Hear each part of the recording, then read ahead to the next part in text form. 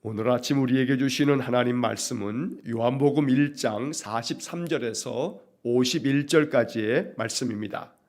요한복음 1장 43절에서 51절까지의 말씀을 봉독하겠습니다. 이튿날 예수께서 갈릴리로 나가려 하시다가 빌립을 만나 이르시되 나를 따르라 하시니 빌립은 안드레와 베드로와 한 동네 베세다 사람이라. 빌립이 나다나엘을 찾아 이르되 모세가 율법에 기록하였고 여러 선지자가 기록한 그 일을 우리가 만났으니 요셉의 아들 나사렛 예수니라. 나다나엘이 이르되 나사렛에서 무슨 선한 것이 날 수 있느냐? 빌립이 이르되 와서 보라 하니라. 예수께서 나다나엘이 자기에게 오는 것을 보시고 그를 가리켜 이르시되 보라, 이는 참으로 이스라엘 사람이라. 그 속에 간사한 것이 없도다. 나다나엘이 이르되 어떻게 나를 아시나이까? 예수께서 대답하여 이르시되 빌립이 너를 부르기 전에 내가 무화과 나무에 있을 때에 보았노라. 나다나엘이 대답하되 라비요, 당신은 하나님의 아들이시요 당신은 이스라엘의 임금이로소이다. 예수께서 대답하여 이르시되 내가 너를 무화과 나무 아래에서 보았다 하므로 믿느냐? 이보다 더 큰 일을 보리라. 또 이르시되 진실로 진실로 너희에게 이르노니 하늘이 열리고 하나님의 사자들이 인자 위에 오르락 내리락 하는 것을 보리라 하시니라. 아멘. 자, 오늘 우리에게 주시는 하나님 말씀 요한복음 1장 43절에서 51절까지의 이 말씀이 오늘 하루를 살아갈 수 있는 영의 양식이 되기를 간절히 원합니다. 이 말씀을 통해서 주시는 영적 교훈이 우리의 마음 가운데 새겨지고 또 이 말씀 앞에서 나는 어떻게 순종할까 마음속에 생각하면서 이 말씀을 우리가 묵상하기 원합니다. 자, 예수님께서 제자들을 한 사람 한 사람 부르시는 이야기들을 요한복음 1장에 이렇게 우리가 기록한 말씀들을 보게 됩니다. 세례 요한의 제자였던 안드레가 자기 선생 바로 세례 요한을 통해서 세상죄를 지고 가는 하나님의 어린 양이다 하는 이야기를 들으면서 예수님을 따르게 되고, 예수님께서 무엇을 원하느냐 할 때 어디에 계십니까? 하고 묻고서 예수님 계신 곳에 가서 하루 종일 주님께로부터 말씀을 들으면서 안드레는 이분이 메시아구나 라고 하는 것을 마음 깊이 깨닫고 확신하게 됩니다.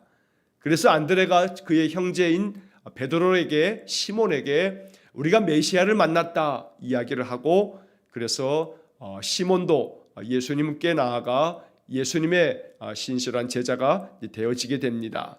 자, 이렇게 해서 안드레가 베드로를 부르게 되고, 또 오늘 본문의 말씀에 보게 되면 예수님께서 빌립을 만나서 빌립을 제자로 부르신 다음에 빌립이 또한 그의 친구인 나다나엘을 부르는 그런 이야기를 보게 됩니다.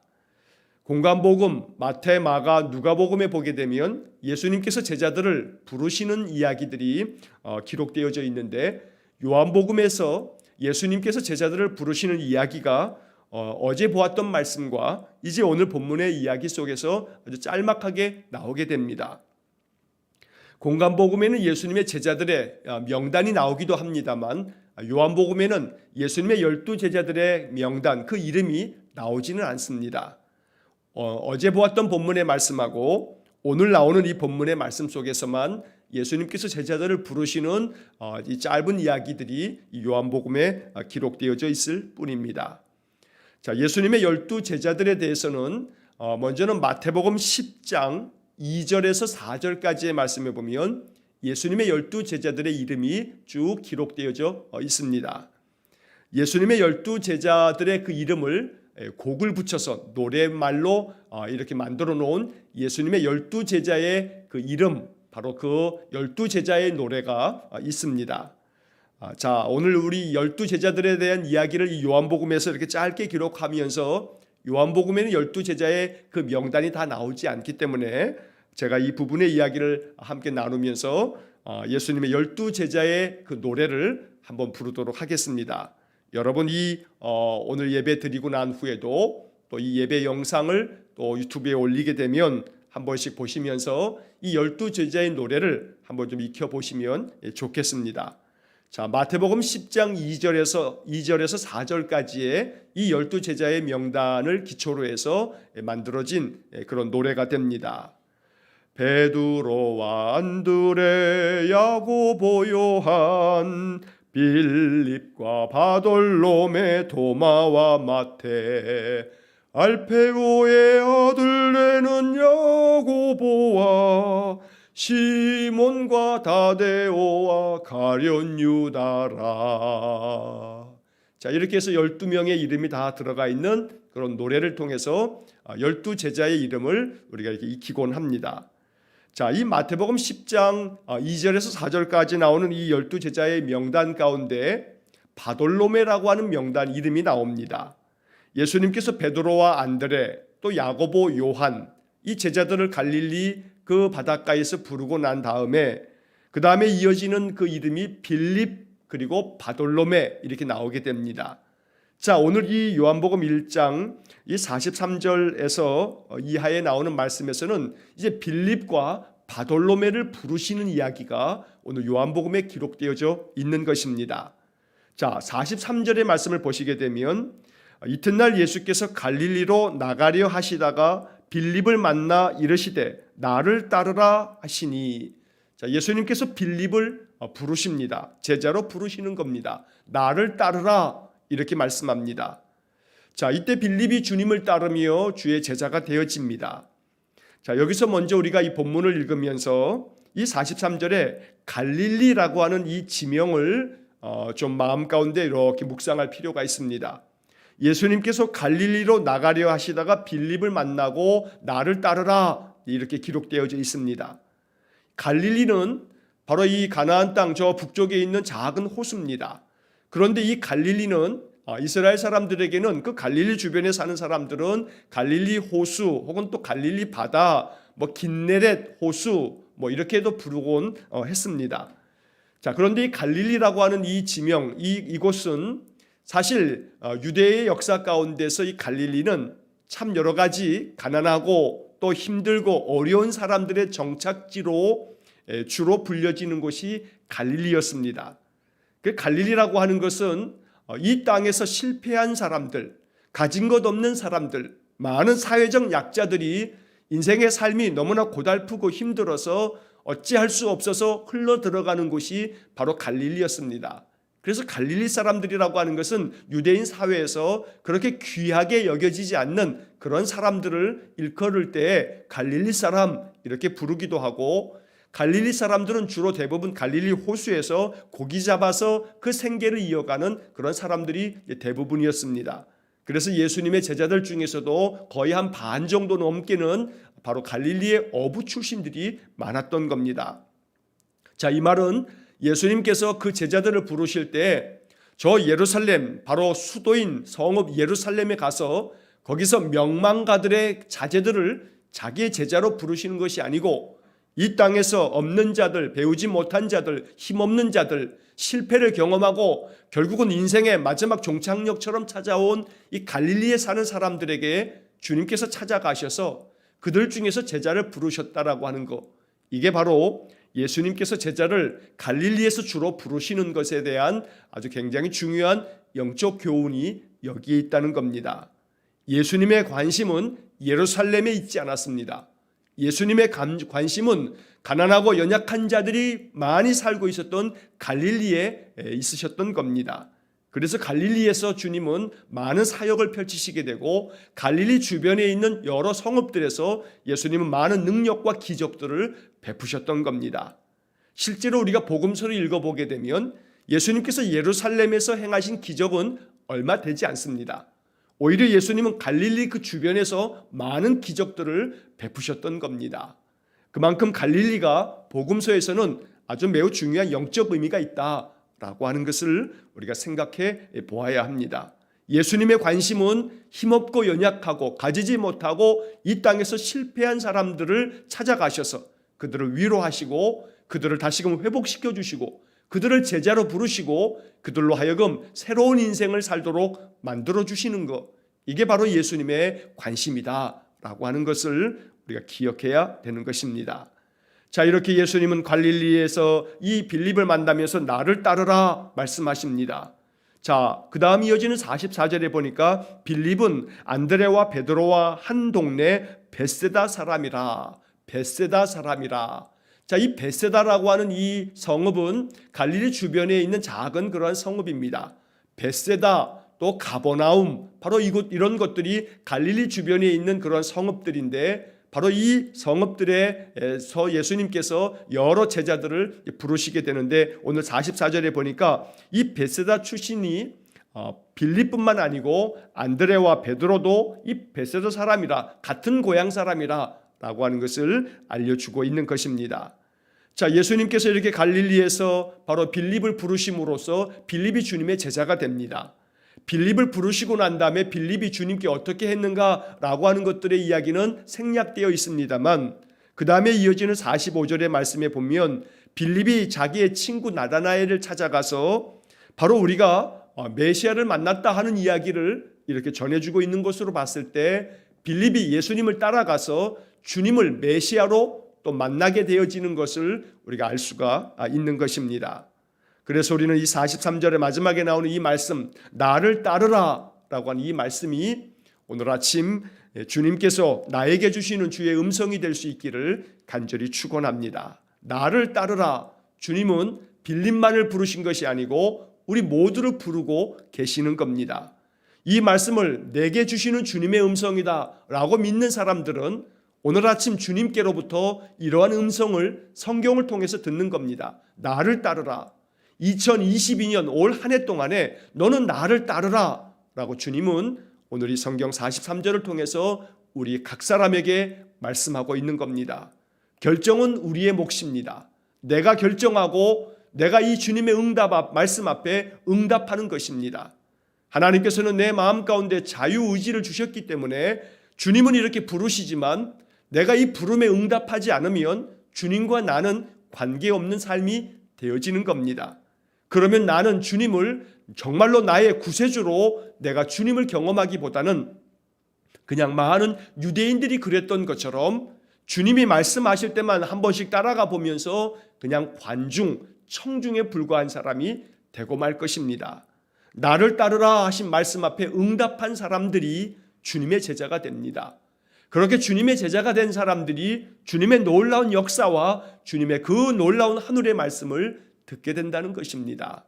올 한 해 관중처럼, 구경꾼처럼 멀리 있는 주님을 바라보지 마시고 항상 주님과 가까이서 주님과 함께 살면서 주님께로부터 더 놀라운 하나님 역사들을 보고 듣는 그런 은혜의 자리에 서 있기를 원합니다. 나를 따르라 하는 말씀 앞에 빌립도 또 안드레, 베드로, 야고보, 요한 많은 제자들이 주님을 따랐던 것처럼 우리가 늘 주님을 따르는 인생이 되어서 신실한 주의 제자가 되기를 간절히 소망합니다.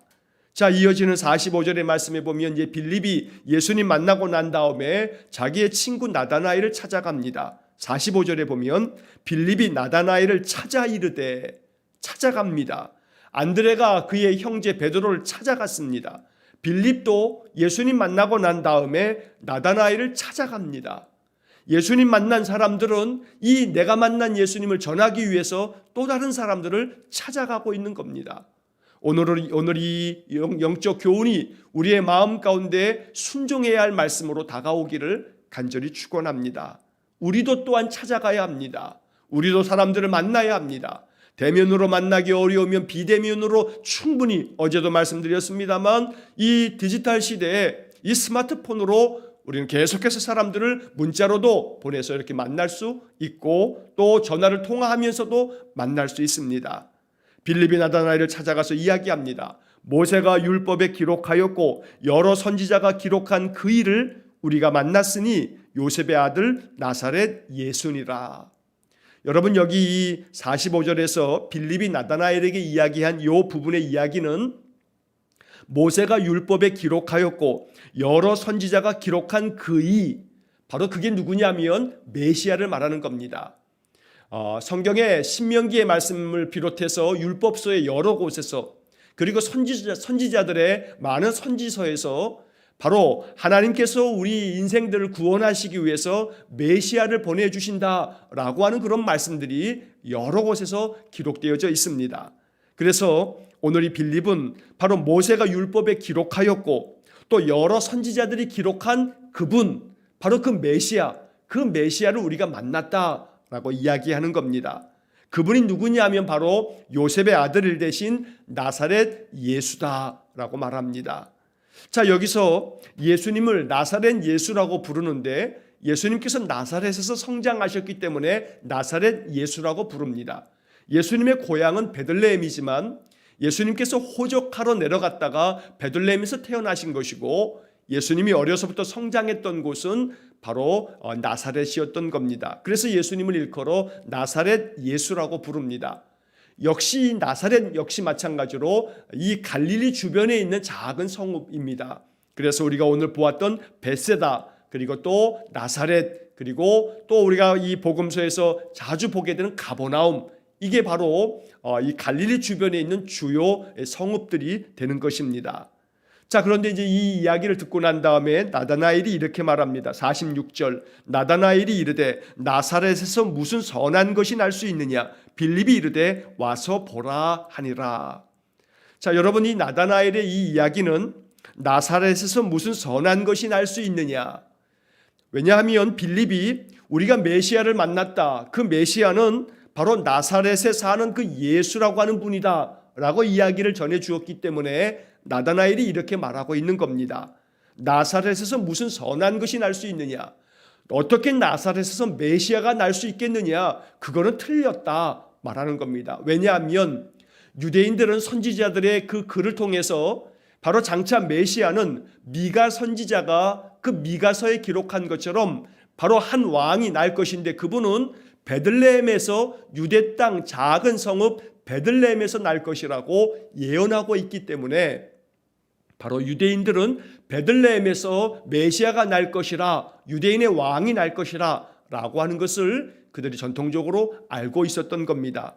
그런데 바로 메시아가 나사렛 예수라라고 하는 이야기를 듣고 나사렛에서 무슨 선한 것이, 무슨 나사렛에서 어떻게 메시아 같은 분이 나올 수 있겠냐? 그거는 선지자들의 그 모든 말씀, 예언의 말씀에서도 비추어 볼 때 그건 틀렸다라고 이렇게 인정하지 않는 겁니다.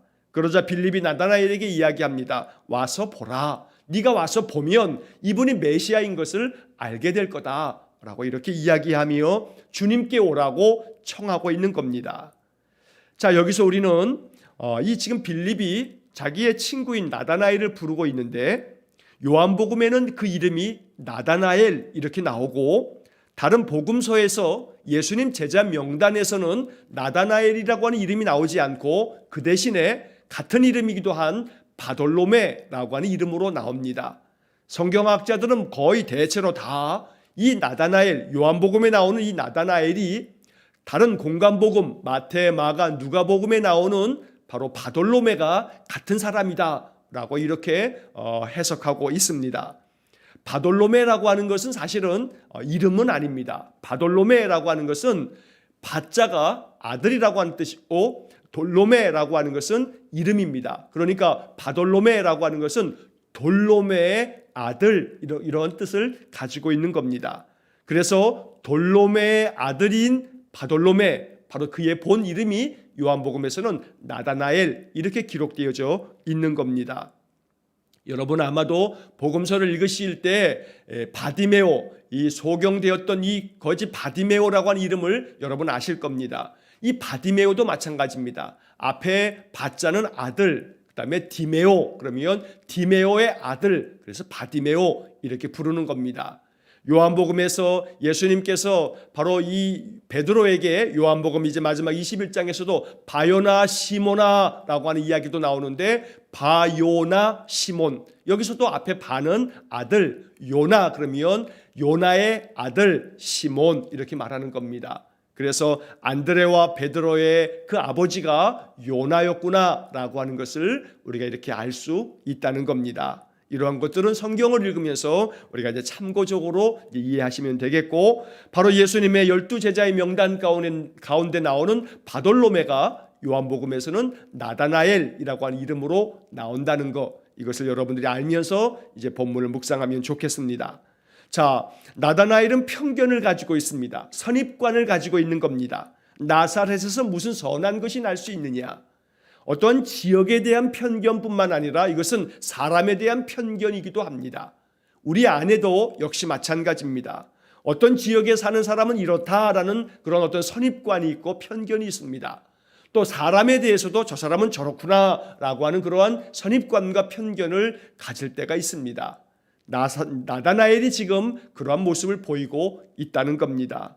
오늘 이 말씀을 이렇게 읽으면서 이것이 연약한 우리 인생들의 모습이구나 깨달으면서 사람에 대한 편견, 어떤 지역에 대한 어떤 선입관, 이런 마음도 내려놓을 줄 아는 그런 마음이 있어야겠습니다.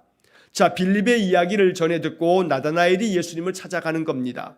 빌립이 이르되 와서 보라 하는 말씀을 듣고 이 나다나엘이 주님을 찾아갑니다.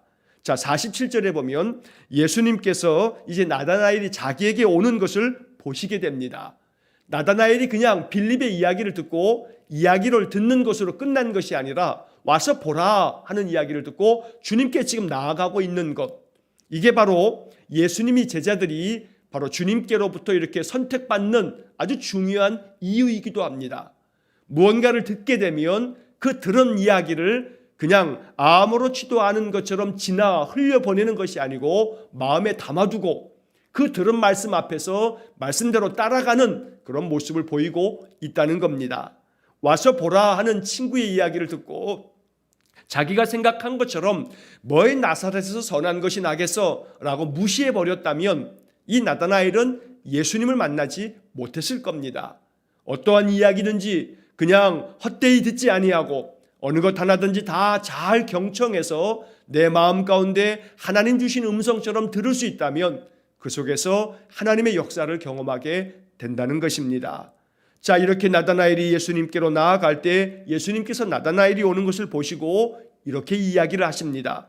보라, 이는 참으로 이스라엘 사람이라 그 속에 간사한 것이 없도다. 나다나엘에 대한 예수님의 평가이기도 하고 나다나엘에 대한 예수님의 칭찬이기도 합니다. 야, 너는 참으로 이스라엘 사람이다. 참된 이스라엘 사람이다. 그리고 너에게는 그 속에 간사한 것이 없구나 라고 주님께서 말씀하고 계시는 겁니다.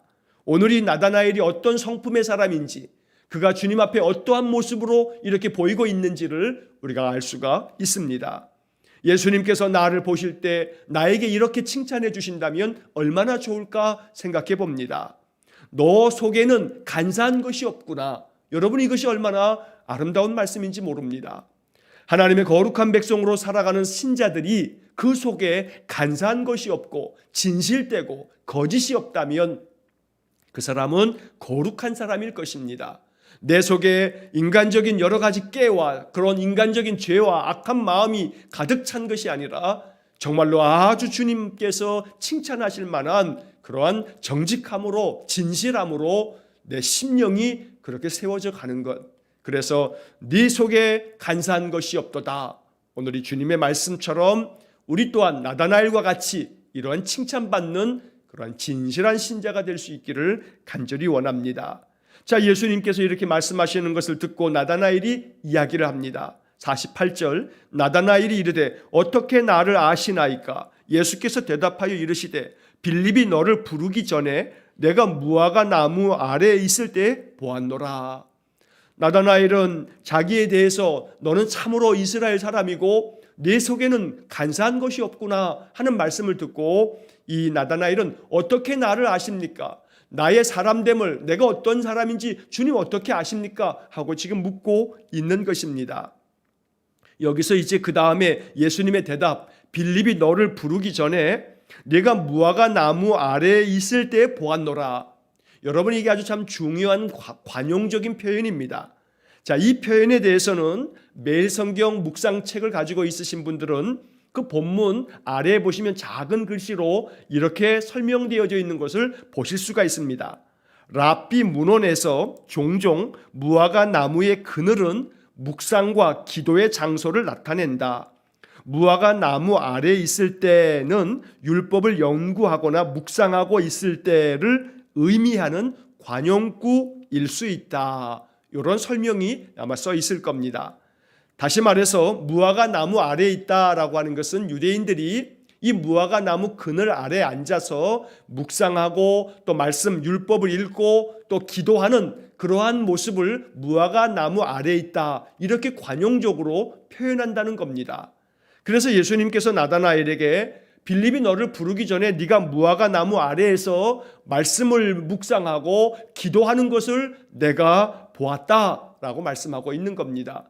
그래서 네가 이렇게 말씀 묵상하는 사람이고 기도하는 사람이라고 하는 것을 내가 보면서 네 속에 간사한 것이 없다는 것을 내가 알고 있다라고 말씀하고 있는 겁니다. 자, 49절에 나다나엘이 대답합니다. 라비여, 당신은 하나님의 아들이시요 당신은 이스라엘의 임금이로소이다. 나다나엘이 빌립에게 처음 이야기를 들을 때에는 나사렛에서 무슨 선한 게 날 수 있겠냐라고 이야기했지만 자기가 직접 예수님을 만나고 보니 사람의 중심을 꿰뚫어 보고 그 사람의 진실을 알 뿐만 아니라 그 사람의 삶의 모든 것들을 바라보고 계시는 주님을 만나면서 나다나엘은 당신은 하나님의 아들이십니다. 당신은 이스라엘의 임금이십니다. 라고 이렇게 신앙 고백하고 있는 겁니다. 나다나엘의 이 신앙 고백은 참 위대한 고백입니다. 예수님을 하나님의 아들로 고백하는 첫 번째 신앙 고백이 여기에 나오고 있다는 것입니다. 여기서 우리는 예수님은 나다나엘의 중심을 보고 계셨습니다. 사무엘상 16장 7절 말씀에 보면 하나님께서 사무엘에게 이제 이스라엘의 왕을 세우는 과정 속에서 하나님이 사무엘에게 이런 말씀을 하십니다. 내가 보는 것은 사람과 같지 아니하니 사람은 외모를 보거니와 나 여호와는 중심을 보느니라. 하나님께서는 사람의 겉을 보는 것이 아니라 속을 보고 중심을 보신다고 사무엘상 16장 7절에서 말씀하는 겁니다. 시편 7편 9절의 말씀에 보면 이런 말씀도 기록되어 있습니다. 의로우신 하나님이 사람의 마음과 양심을 감찰하시나이다. 의로우신 하나님은 사람의 마음과 그 사람 속에 있는 양심을 감찰하신다. 그 모든 중심을 살피신다고 말씀하고 있는 겁니다. 바로 그 하나님께서 우리 성도들의 중심과 그 마음과 양심을 살피실 때에 너는 참으로 그 마음 속에 간사한 것이 없구나, 너는 참 진실하구나 라고 하는 칭찬을 들을 수 있도록 오늘 우리의 삶이 이렇게 칭찬받는 나다나엘 같은 모습으로 주님께 나아가며, 그래서 주님의 말씀을 들으면서 바로 주님이 하나님의 아들이심을 믿는 믿음 안에서 굳건하게 세워지는 그러한 인생이 되기를 간절히 원합니다. 자, 50절의 말씀에서 예수께서 다시금 또한 대답하여 말씀해 주십니다. 내가 너를 무화과 나무 아래에서 보았다 함으로 믿느냐? 이보다 더 큰 일을 보리라. 51절 또 이르시되 진실로 진실로 너희에게 이르노니 하늘이 열리고 하나님의 사자들이 인자 위에 오르락내리락 내리라 하는 것을 보리라 하시니라. 자, 예수님께서는 나다나엘에게 또 말씀해 주십니다. 네가 지금 더 큰 것을, 앞으로 이보다 더 큰 것을 보게 될 것이다. 그리고 그 다음 중요한 51절에서 하늘이 열리고 하나님의 사자들, 하나님의 천사들이 인자 위에, 여기서 인자는 예수님을 말하는 표현입니다. 인자 위에 오르락 내리락 하는 것을 보리라. 여러분, 이 말씀은 창세기 28장에서 야곱이 바로 삼촌의 집으로 도망가다가 한 들판에서 밤을 보내면서 야곱이 꾸었던 그 꿈의 이야기를 말하는 겁니다. 하늘에서 땅까지, 저 하늘까지 사닥다리가 놓여 있고 그 사닥다리 위로 하나님의 천사들이 오르락 내리락 하는 것을 야곱이 꿈으로 보았던 것입니다. 예수님께서는 이 말씀을 하시면서 내가 바로 저 하늘의 하나님과 이 땅의 인생들을 연결해 주는 바로 하늘의 사닥다리다 라고 말하고 있는 것이고, 바로 하나님의 사자들이 인자 위에 오르락 내리락 하면서 하늘의 은혜를 너 인생들에게 전해주는 것을 보게 될 거다. 바로 하나님께서 메시아 그리스도로 이 땅에 오셨음을 다시 한번 나타내 보여주시는 것입니다. 오늘 이러한 말씀들을 통해서 우리의 마음 가운데 주님께서 빌립을 부르시고 빌립을 통해서 또다시 나다나엘이 주님께로 나아오고 이렇게 계속해서 누가 누구를 부르면서 주님의 제자들이 한 사람 한 사람 만들어져 가는 것을 보면서 나로 말미암아 어떤 사람이 예수님을 만날 수 있도록 우리가 또한 빌립 같은 그런 인도자의 역할 잘 감당할 수 있도록 오늘 이 말씀 앞에 순종하기 원합니다. 또한 나다나엘처럼 그 마음 중심에 간사한 것이 없고 진실함으로 언제나 무화과 나무 아래에 있다 하는 것처럼 늘 말씀을 묵상하고 기도하는 그런 삶을 살기를 원합니다. 이른 아침 깨어서 예배하는 이 시간이 바로 우리가 무화과 나무 아래에 있는 시간이 되는 겁니다. 오늘도 이 하루 동안에 주님께 깊이 또한 순간순간 기도하면서 찬송하면서 날마다 우리 속에 간사한 것이 없는 진실함만이 가득한 신실한 그리스도인의 삶을 살아갈 수 있기를 주의 이름으로 간절히 축원합니다. 기도하겠습니다. 사랑과 자비가 풍성하신 하나님 감사합니다. 오늘도 요한복음을 통해서 주시는 영적 교훈을 마음 깊이 새기며 이 말씀을 통해서 성령께서 우리의 마음을 두드리시면서 우리의 마음에 깨닫게 해주시는 말씀 앞에 순종하는 저희 모두가 되게 해 주옵소서. 오늘도 한날의 삶 주님과 동행하면서 주님 주시는 말씀을 묵상하고 또 기도하고 찬송하면서 이 하루의 모든 일과를 주님 주시는 힘으로 잘 감당하는 복된 하루가 되게 해 주옵소서. 한날의 모든 삶을 주님께 의탁하오며 예수님 이름으로 기도하옵나이다. 아멘. 우리 구주 예수 그리스도의 은혜와 하나님 아버지의 극진하신 사랑과 성령의 교통하심이 오늘 한날도 주님과 동행하며 주의 말씀 묵상하는 무화과 나무 그늘 아래 주님 더 깊이 교제하며 영적인 교통함을 이루기를 소원하는 머리 숙인 귀한 성도들 위에와 저들 가정과 우리 성도들의 모든 산업 위에 영원토록 함께 하시길 축원하옵나이다. 아멘.